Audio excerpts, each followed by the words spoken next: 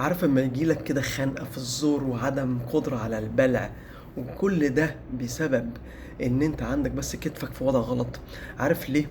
الناس اللي عندها وجع في رقبتها ووجع في كتفها وكمان صعوبة في البلع وعنده خنقة كده كأن في لقمة محشورة هنا، ماشي. جالي حالة زي كده، دوست له بس على العضلة دي اسمها اوموهايويد. شايف العضلة دي؟ عضلة ماسكة في عظمة الزور هنا ونازلة تمسك في لوح الكتف. لوح الكتف. فهو عنده وجع في كتفه هنا، وعنده خنقة في الزور هنا، وعدم قدرة على البلع، ووجع في الفك وصداع، وكمان وجع في جنب الرقبة من هنا.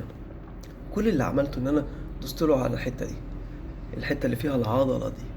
لما دوست له هنا بس كده، لا فكه بيفتح كويس جدا وكل حاجة زي الفل. ايه ده؟ يعني انا ممكن احس ان انا مخنوق هنا ومقفول ويجي بقى نوبات هلع بقى واروح اكشف عند الدكاتره، وبعدين الدكاتره بتاعت الانف والاذن والحنجره يقول لك لا لا لا مفيش حاجه انت كويس وبتاع، وناس تعمل مناظير وبتاع ومفيش حاجه. الله، طب في ايه؟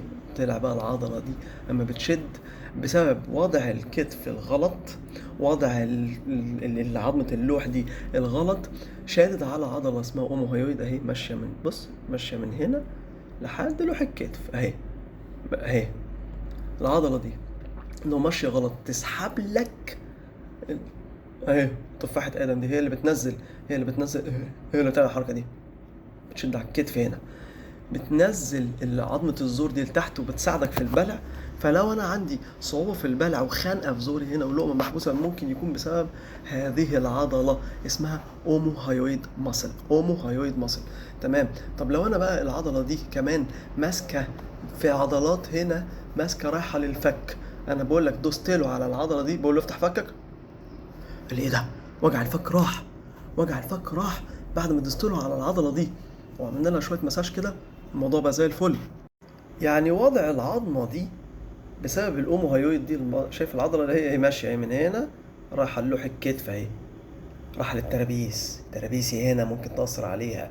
وضع لوح كتفي ورا قدام فوق تحت مشدود مقفول، قاعد على المكتب قافل، باصص على الشاشة طول النهار قافل الحتة دي، ممكن يأثر على وضع العظمة بتاعة زوري، واللي طالع منها عضلات من زوري هنا طالعة للفك اهو. شايف غرزة فين؟ عارف الوجع ده اللي بيجي هنا تحت ودنك ده؟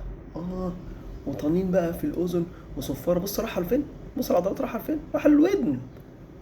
عضله هي اسمها ستايلوهايويد رايحه للستايلويد بون هنا ورا ودني، ورا ودني، ورايحه هنا تحت ودني هنا، ورايحه الفك من هنا، او عندي اوجاع هنا، اوجاع هنا، اوجاع هنا، اوجاع هنا. كل ده ممكن يكون بسبب عضله اسمها اوموهايويد اللي ماشيه دي وحطالي وضع كتفي، وضع كتفي غلط لتحت كده او فوق كده عشان مشدود كده، ووضعه وحط وضع العظمه دي بتاعت البلع دي حطها غلط. فعندي بقى صعوبه في البلع او حاسس بقى بلقمه محشوره دايما وشرقه كتير وكلام من ده، واتخض واقول ايه ده؟ ده سرطان ولا سرطان في الحنجره ولا ايه؟ اصل انا بدخن. اصل المريض اللي جالي ده راجل سي او كبير، ستريس 14 ساعه شغل في اليوم، سجاير، حرق دم على طول شغال، طك طك طك، وهوب يحس بالشده دي ويجيله بقى البانيك اتاكس وكلام من ده، بسبب ان هو شاكك ان في مصيبه ويروح يكشف وما يلاقيش حاجه، طلعت عضله بس. دوسنا عليها كده وعملنا لها شويه تمارين ومساج، الراجل بقى فله وفي جلسه، سبحان الله. طيب يبقى انا هنا العضله دي بتاعت الاوموهايويد، المايلوهايويد اهي قدام، ستايلوهايويد اهي ماشيه ورا للودن، والبوستيريور دايجاستريك وانتيريور دايجاستريك، العضله الخضراء دي طالعه قدام وورا يا باشا، قدام هنا وورا هنا، كل ده طالع من عظمه الزور هنا. خلاص. وتقعد بقى تحل بقى وتفك وتطقطق رقبتك وتصلح ومش عارف ايه وبتاع، والموضوع كله قدام. انا بقى هديك شويه تمارين تظبطك. الفيديو اللي جاي، الحته اللي جايه، اتفرج. فانا واحد قاعد طول النهار عامل كده على اللابتوب وعامل كده على الكمبيوتر وعلى الموبايل، وقافل العضله الجميله دي اللي هي اسمها الاوموهايويد، وراح شادين على فكي من تحت ان سحبت الهايويد بون اللي هي عظمه الزور. طب انا بقى هحل الكلام ده ازاي؟ تعالى بقى يا سيدي.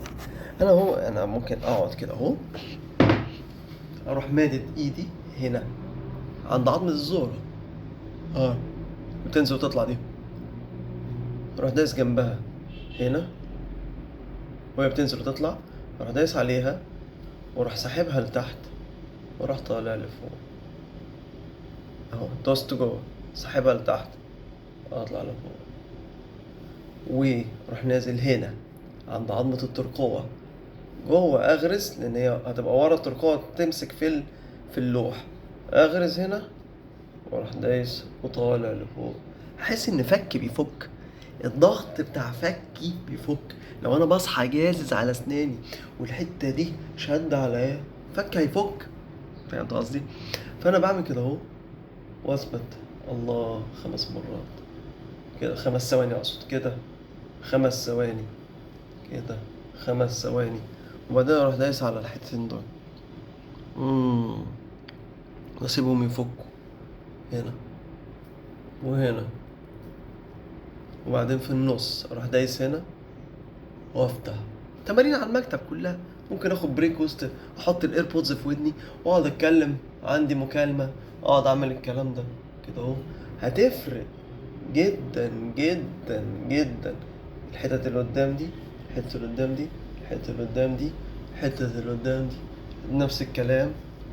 طول النهار تقعد تلعب في الكلام ده هيفيدك كتير. ماشي؟ طب ايه دليلك؟ دليلي اهو، ادي الابحاث اللي بتقول لك يا عم اهو، ultrasound measurement of omohyoid muscle during muscle shoulder contraction. يبقى لازم نصلح حركة الكتف. ها بص بقى عندك بقى سودو ديسفيجيا، يعني احساس خاطئ بعدم البلع وعدم قدرتي على البلع عشان الاوموهايويد ماسل سيندروم. عندي مشكله في الاوموهايويد اهي، ابحاث بتتعمل على الكلام ده، ان بس عضله واصله من زوري واصله لكتفي وحركه كتفي اللي غلط بتسبب لي صعوبة في البلع وبعد كده احس ان انا عندي مشكله وعندي بقى نوبات هلع واطلع بقى اجري بقى، يا لهوي ده انا بموت، انا بتخنق وانا بتاع. وهو كل القصه ان انا كتفي محطوط غلط كده على المكتب وقاعد غلط وراسي متقدمه وستريس وشغل وبتاع، فيحصل الكلام ده.